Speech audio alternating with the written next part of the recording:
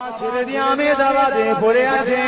1 মাস 2 মাস যাওয়ার পরে নিরিবিলি নির্ঝুমে যখন একা বসে থাকে, মায়ের কথাটা মনে পড়ে, চোখ দিয়ে দুপুরা পানি বেরিয়ে যায়।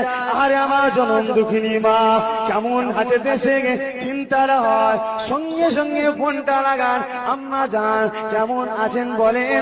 মায়ের কথাটা শুনলে বুকটা ভরে যাবে, কিন্তু ইব্রাহিম আর মোহাম্মদ এ তো মায়ের কাছে হ্যালো করার সুযোগটা নাই। বাপকে চোখের সামনে শহীদ করা হয়েছে। হযরত ইব্রাহিম মোহাম্মদ 2 ভাই এক ঘরে ঘুমিয়ে আছে। হঠাৎ রাত্রিরে বড় ভাই উঠে পড়ে মোহাম্মদ ইব্রাহিমকে তুলতে লেগেছে। ও ছোট ভাই ইব্রাহিম উঠে পড়ো, আর দেরি করো না, যাবার সময় হয়ে গেছে। ওই সময় ছোট ভাই বলেছিলে, বড় ভাই কি বাবা বলে, ওই সময় বড় ভাই বলেছিলে, আমি খবরে দেখতে পেলাম আমার নানা জান দিন দুনিয়া বাদশাহ হাবিবুল্লাহ দাঁড়িয়ে আছে। আবে কৌশলে পানি আগে নিয়ে তিনার বাবা সাথে হযরত আব্বা জান মুসলিম হুজুর দাঁড়িয়ে আছে। ডান পাশেতে শেরে খোদা হযরত আলী দাঁড়িয়ে আছে।